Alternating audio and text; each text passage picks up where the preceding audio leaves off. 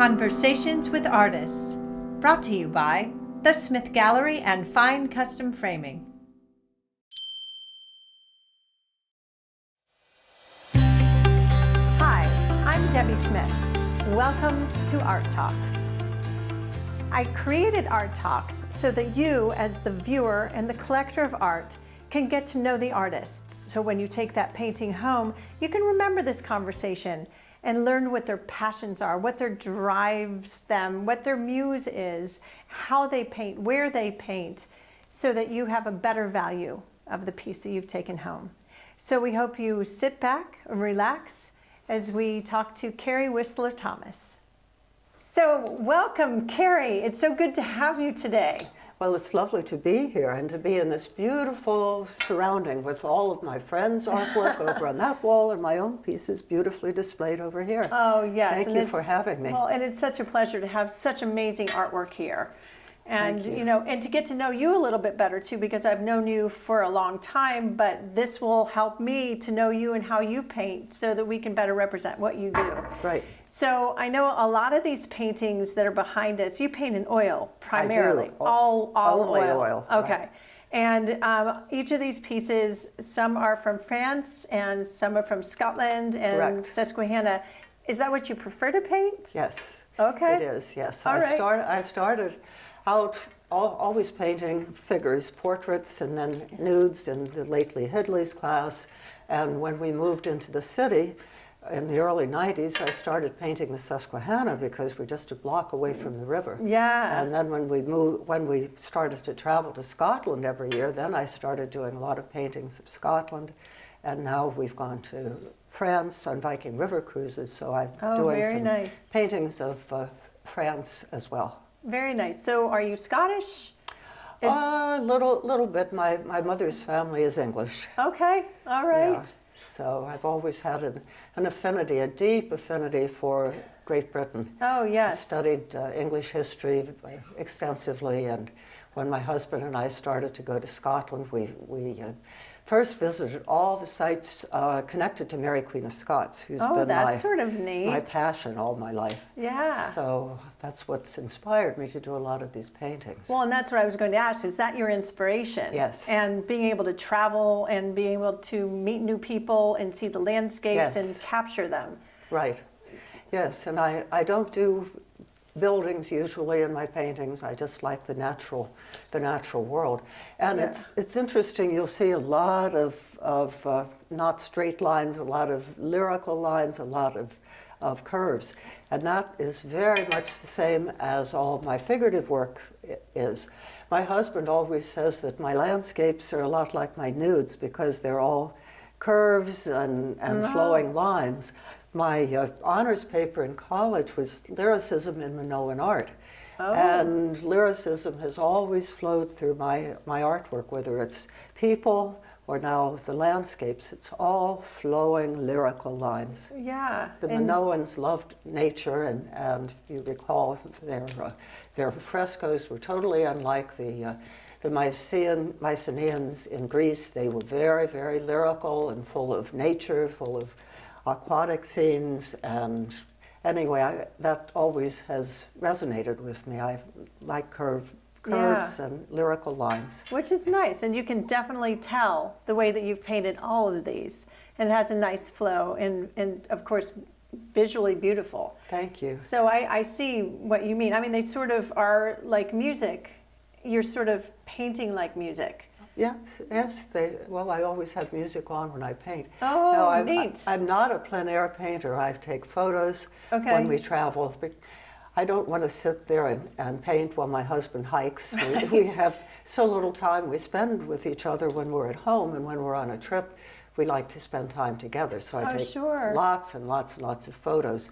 And then when I work in my studio, in my home, it's like going back onto our trip, and I paint in a painterly plein air kind of way. Right. I paint in a very immediate fashion. They're certainly not photorealism in any way, shape, or form, but they are done in the studio. Well, that's neat, and then you can enjoy it while you're there. Yes. And then these pieces, everyone else can enjoy them too when they take them home.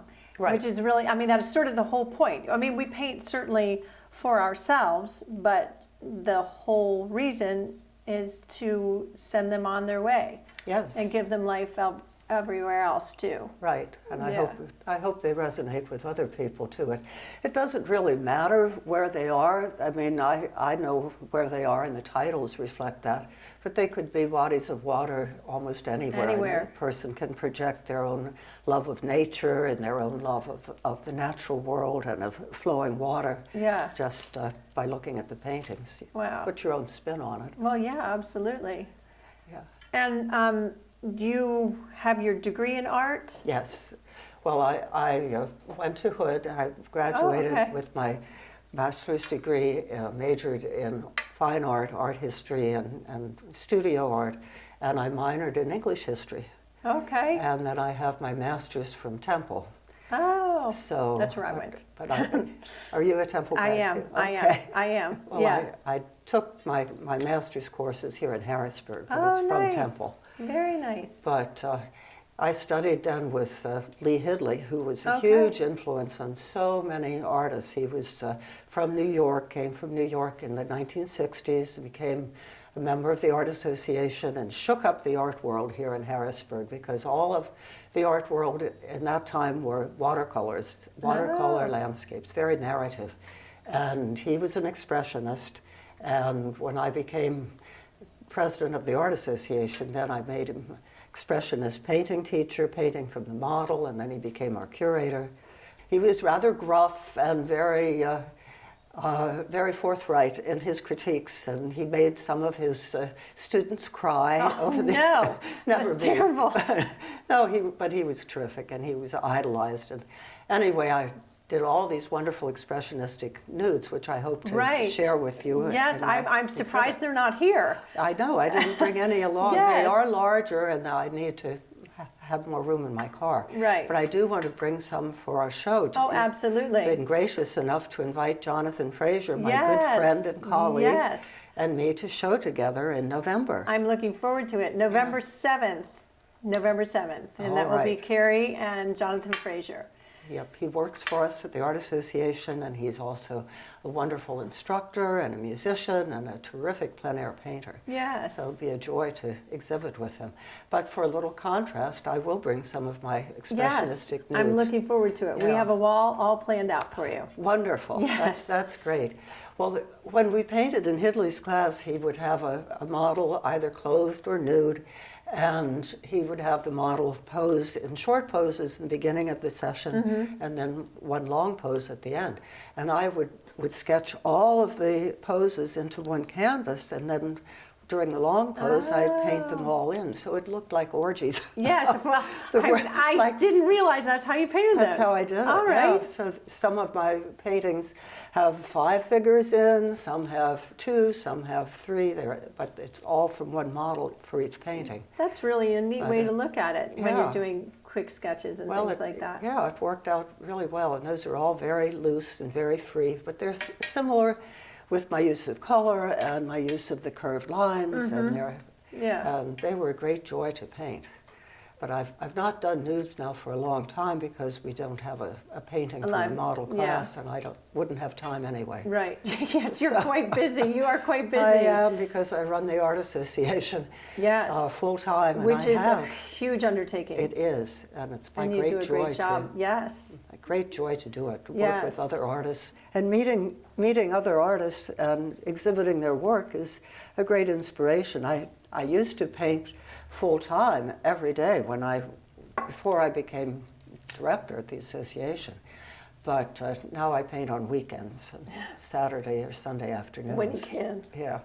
So, but it's just as well because I have a very large inventory. I've Yes. never had the philosophy that, oh, I've done 5 paintings, I'm not going to do any more until I sell them. I mean, No. that's what some people tell me, which is silly. That's bizarre. It is because it's your bizarre. passion. You Well, can't it help is. but paint. Well, exactly. I mean, that's who you are. Yeah. You're an artist, and you don't just paint to sell. I Right. mean, that's the icing on the cake. Yes. But anyway, I do have I have a really nice studio on the 3rd floor of my house on North That's what I was 2nd going to Street. ask. Where you paint? Yeah, it's lovely. It's some people say, "Don't you have a ventilation system?" No, my house was built in 1928. It's drafty. It has its own natural. It has its natural ventilation. Very nice. So I have my paintings stored there, and I have several easels set up. When I do have time on a weekend, I'll start a painting and go through the underpainting process, lay in the colors, and start another one. Sometimes I'll have 3 going at once. Wow. But then I'll finish them in the next week or so. I don't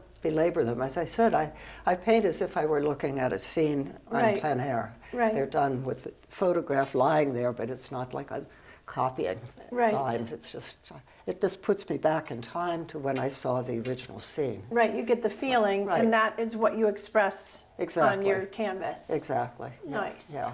The ones of the Rhone and the Seine, the upper one is the Seine, I think that's the Rhone, and then that's the Seine, and the one over on your right is the Seine. And I took most of those photos from our Viking river ship. Oh, I bet that's so much fun. It was wonderful. Yes. The scenes along both rivers were just magnificent. I bet. I'd never been there before. In Scotland, I paint lochs, but there are no rivers that I do. Yeah. But this is Loch Indal with Port Ellen, and that's the Seine again. And this is from Arran, from the Old Man of Storr. There's a mountain there that we climbed up, and I took photos from there. That's so neat. And it has purple in it. And purple is one of the colors from the heather in Scotland. Right, yeah. The heather and the gorse. Yes, wow. And I follow my husband and walk with him when he's golfing sometimes, and the colors are beautiful, but it's awfully hard to walk through that stuff. Oh, He hits into the rough kind of thing. That's not a good thing. I've given up trying to find the ball, but it is inspiring for painting. Some of the one course that he plays, there is a loch right beside it. Well, most of the golf courses in Scotland are links courses, and they are along a loch. So the sky is so beautiful. Oh, yes. What's wonderful in Scotland, besides the history and just the natural beauty, is the fact that the weather changes so rapidly. Yes. Sometimes in the morning it's brilliant sunshine, and then it'll suddenly rain. Change, yes. And then there'll be beautiful rainbows. We always go in October, so the light is magnificent. It's hard to capture a rainbow, though, in paintings. It is. I do have one or two that I've had a rainbow in. I'd like to see those. Yeah, well, you'll have to visit the studio. Yes. Well, and your office at the Art Association is just amazing. Oh, thank you. Is that mostly your work, or is that? It's my work on the one wall and permanent collection pieces on the other. We have a lot of wonderful permanent collection pieces, including two by Sir John Lavery. Oh. He was a member of the Glasgow Boys in Scotland back in the 1880s, and then he became a society portrait painter, and he was the first exhibitor for the Art Association in 1926. Oh my gosh. So he donated two of his wonderful paintings to our permanent collection, and they hang behind my desk. Okay. So when we're in the National Gallery in Scotland, we see paintings by Lavery. I'll say, there, I have two of his right behind my desk in my office. That is so neat. And what I like about your office is because it's a really dark, rich burgundy, almost a claret. It is. And your paintings just jump right off of there. Oh, thank you. So I think that's for people to understand that white is not necessarily the color. In fact, it's probably the worst color. I agree. Yeah. I agree. Yeah. Yeah, well, my house there are no white walls at all. Yeah. We have a very deep Nile green in the dining room. Mm-hmm. I have a lot of my Scottish paintings there. My whole house is hung salon style, much as your gallery is. Right. At my office. But the dark colors really just make everything flow nicely. Yes. White in between a lot of paintings. This looks weird. Right, exactly. It stops your eye. It does. Instead of flow. Expanding it. Yeah. It's much better. In fact, we're going to repaint our sales gallery a much deeper color, a charcoal gray. Oh, very nice. So that will be Artwork really stunning. always looks great on that. I've never seen anything that looks bad on it. No. Ever. No. Well, that's what we're going to do, and then we'll paint another of the galleries upstairs a darker color as well. Nice. So I'm all for dark colors. That's one Yes. of the reasons we relate. Right, exactly. We have exactly. our same philosophy of displaying paintings. Exactly. When it's Yeah. important, you know, Oh, it because is. they show off better. Oh, they do. They So do. I know Hidley was one of the people that you emulated, or you know, at least worked with, and then your painting became similar in style. No, Not really. No, his were much more abstract. Abstract. My figures were distorted. The nudes all became Earth Mothers and Earth Fathers. Okay. But they weren't nearly as abstract as Hidley's. All right. So everyone in that class, except maybe one student, had their own distinct style. Okay. We just were inspired by his critiques and by the wonderful models that he got. He would get nudists or flamenco dancers or weightlifters, all kinds of different people. And it was just inspiring, working in the same studio with other artists that we all liked each other with Hidley. And that's such a great way to do it. It gives you energy. It does. And I haven't done anything like that since then. I paint in my studio by myself, Again, which is you don't fine. really have time. No, I don't have time. Yes. But when I first came to Harrisburg, when my husband and I were first married, the first thing I did was call the Art Association. I said, I'm an artist. I'd like a place to exhibit my work. Become a member, they said. Mm-hmm. And I did. And I started going to the life class and started sketching nude models there. And I got to know a lot of people. And I gradually was put on the board and became director, and first president and then director. So I've been involved for many, many years. Yes. But I did what a lot of people do when they move to Harrisburg. They email me now instead of call. Right, exactly. But they'll say, I want to get involved, I want to exhibit my work, and we'll become a member, and we run community shows out in 15 venues in the wider community. And Nate runs the exhibits in the gallery, so we have lots of opportunities. Oh, absolutely. It's a good way for people to start. Yeah, it's a great venue for artists and a great association to become a member of, because you do support all artists and all of their work. Well, that's why we're such good partners with you and your wonderful gallery over here, because you too have the mission to support the local artists. Right. And thank you for judging our figuratively speaking show. Oh my show. gosh, that was such a pleasure. That was such a pleasure. Well, you were a very, very assiduous judge. You were there for hours, and you did such a good job. Yes, but it was hard to choose, I must say. But that day, I made the selections that I did because they spoke to me. Well, that's the way you have to do. Right. Yes. And that's why you buy art too. It's because it speaks to you. Right. And on one day it might speak differently, but for the most part, art speaks to you, and it's like you can't do without it, or at least that's the way I feel. Well, exactly. Yeah. That's the way I feel creating the art. And I buy art too, and I make trades with other artists because the pieces just speak to me, and I love them. Right. And I think, that is the way that art should be. Oh, it should be, yes. When people come into your gallery or the Art Association and they look around and they'll see something that just speaks to them. Yeah. It's very disconcerting when people come in.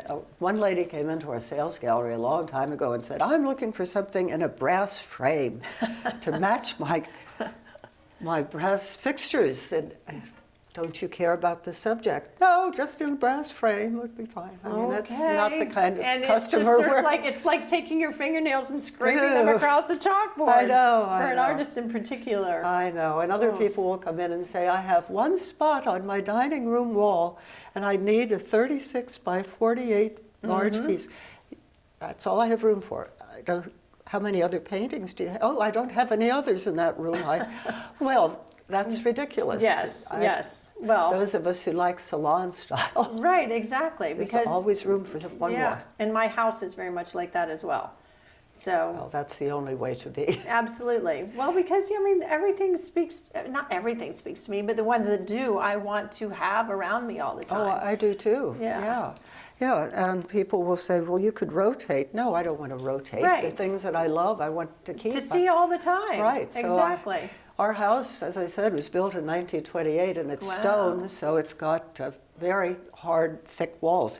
So I can't just nail things up myself anymore. I'll bring something new home or bring something from my studio. I want to hang this, so my husband has to get the hammer, the nail, and make sure it's in the right place. Yeah. If you move this one up just a few inches, we could get another wee one in there, and it's a challenge. There's not much space, so I have to only collect additional small ones now. Yes, yes. So, and my nudes, the nudes I did in Hidley's class, which you will see for November, those are larger.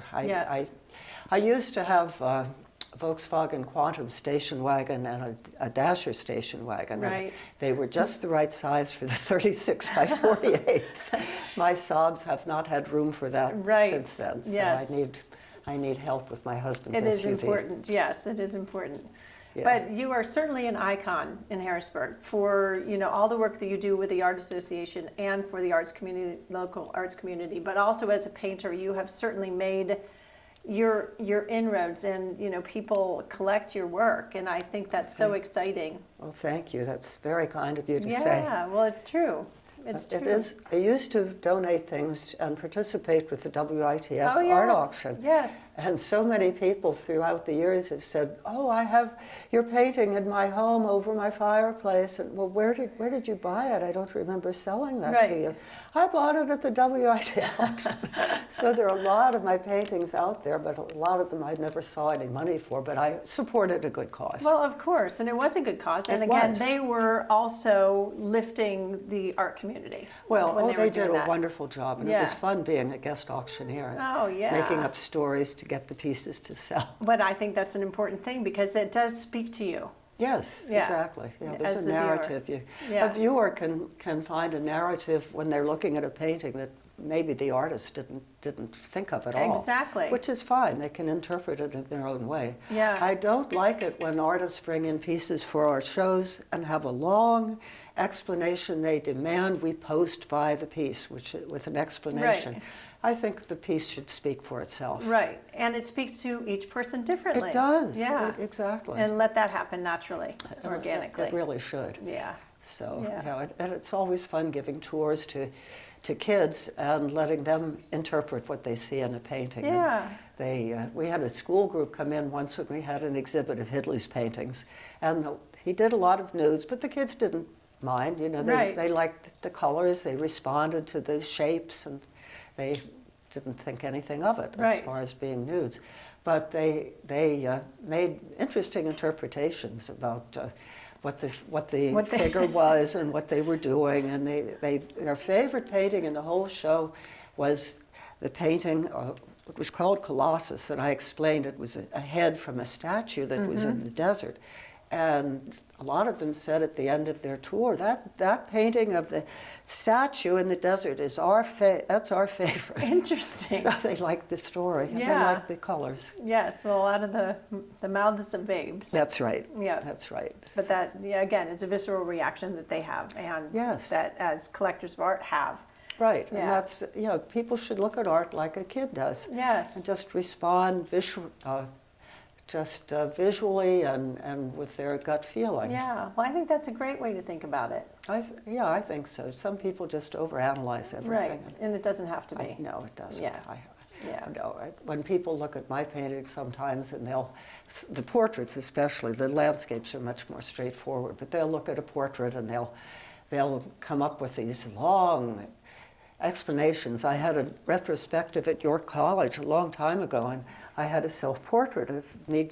I painted it actually looking in a mirror, so I was holding a brush and looking very intent. And one of the students' essays about the painting said she obviously was going through a nervous breakdown. And all this stuff, and the intensity, and the wildness in her eyes, and what? It was just looking in a mirror. Interesting, yeah. So people come up with all these things, but it's amusing. It doesn't bother me. Yeah. But art speaks to us. It makes us happy. It makes us sad. It speaks to us, whatever it says. Exactly. And we should listen to that. I agree. Yeah.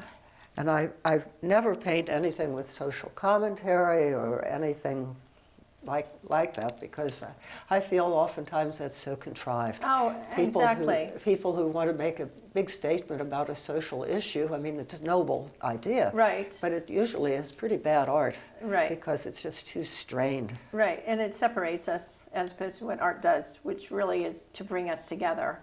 Yes, and it does. exactly. It does, absolutely. Goya's paintings are something totally different. Oh, yeah, absolutely. They're so powerful. And Right. Picasso's Guernica, Right. those were paintings that are intense and created a reaction that was over the top. Yes, Just the reaction fabulous. was probably more important than the art itself. But the art was very important as Oh, well. yes, Unlike yes. so many contemporary people who are trying to make a statement, and it just it's not very good art. Yeah, don't do it. No, don't do it. So is there anything else that we didn't touch on that you'd like to say? Oh my. I know we've gone through a large panoply of We things. have, so we yeah, have, we there are have. many subjects. I know. Well, I just want to welcome everyone to put on their calendar to come here to the Yes. reception for the show that Jonathan and I are having in Yes, November. That would November be- 7th. from November 5 to 7th, 8. right. Yep, it'll be wonderful, Oh, wonderful. it will. Yeah. His work is just magnificent. And you guys partner well with each other. I think so. Yeah, I think so. it's really, really good. Yeah, he does landscapes exclusively, all plein air, beautiful colors, and Yes. I do landscapes, but I also will have my nudes, which people will be able to relate and see what I've said about the lyrical Right. lines and the Yes. shapes of the nudes fitting in with the shapes of the rivers and the mountains. Very nice. So- Right. Anyway. Oh, well, it's a Carrie, pleasure. it has been a pleasure talking to you. I've learned so much about you and how you paint, and I mean, that's sort of the whole purpose. Right. Yes. Well, it was just a delight. Thank you so Oh. much. You and your wonderful staff here, so welcoming. Very It's fortunate. a pleasure to come over here. Oh, well, I thank you. Yeah, thank you. So we hope you enjoyed this installation of Art Talks, and I hope that you will like it, share it, and subscribe, because that is how we get the word out, and that is how we make these art pieces sing on your walls, because that's the whole point of art, is to make you feel. So we hope you have a good day, and if you need to get in touch with me to buy any of Carrie's beautiful paintings, my number is 717-774-4301, or you can come to the gallery, which is a great place to be. It's 190 Reno Avenue here in New Cumberland, Pennsylvania. Or check us out on the internet, fineart2u.com. Until the next time, have a great day. Art